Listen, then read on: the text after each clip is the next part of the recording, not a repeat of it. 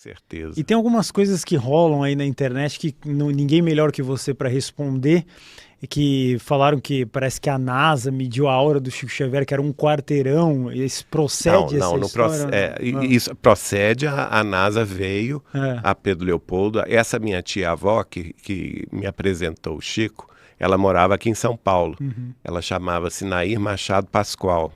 E ela estava em Pedro Leopoldo quando alguns integrantes da NASA vieram medir a aura de Chico Xavier. E na época, eles mediram que tinha 15 metros. 15 metros. 15 metros, não quarteirões.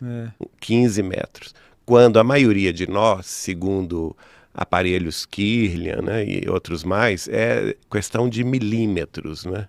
A nossa aura é medida ou mensurada em milímetros apenas. E a dele tinha 15 metros. Eu sou testemunha disso porque a gente sentiu um bem-estar perto dele. Uhum. Uma coisa assim, inclusive nas primeiras vezes que eu fui a Uberaba, lá em 1981, 82, que eu não tinha nenhuma intimidade com ele, né? Uhum. Eu ia com os familiares que tinham acesso a ele, mas eu não tinha intimidade. Eu, antes de chegar na casa dele ou no centro, eu sentia como se a ansiedade era tão grande para vê-lo, era como se os meus órgãos internos tremessem. Uhum. Eu sentia o meu pulmão tremendo, eu sentia o meu coração, é coisa de doido, né? E assim que eu o via, cessava toda essa sensação. Era como se tivesse um interruptor de ansiedade que desligasse imediatamente, bastava eu vê-lo. Era uma coisa que passava, assim, sem falar nada, sem fazer nada. Era um amor, né? Eu me lembro um dia, inclusive, que eu estava...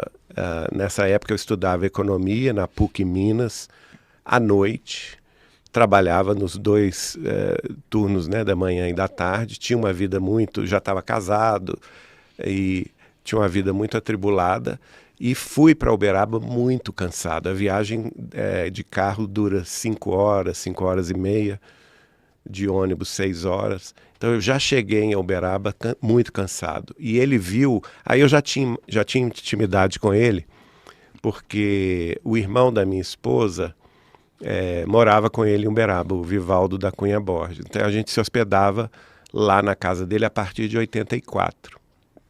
E nessa época eu cheguei muito cansado e eu pensei, eu não vou aguentar, porque ficar do lado de Chico Xavier não era fácil. O homem trabalhava sem parar. Então você tinha que ter disposição. E eu pensei, bom, eu não vou aguentar, estou muito cansado. Ele viu, parece que ele leu o meu pensamento, né?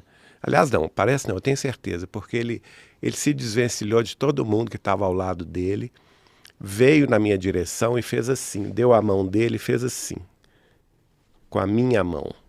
Aí eu comecei a sentir na palma da mão um influxo de forças que era físico, não era uma coisa espiritual. Era uma coisa que entrava dentro de mim, né? E aquilo foi me dando uma euforia orgânica. E às vezes chegavam pessoas para tentar nos separar, né? Porque o Chico era uma pessoa muito requisitada. Muito requisitada. E mesmo na casa dele, porque aos sábados, por exemplo, ele recebia umas 50 pessoas para almoçar com ele. Então as pessoas queriam... E meio que me afastando, mas ele agarrou, não era eu, ele mesmo agarrou a minha mão e ficou comigo ali, até eu me sentir plenamente renovado. Eu digo que eu recebi uma injeção de forças espirituais, físicas, através da mão dele.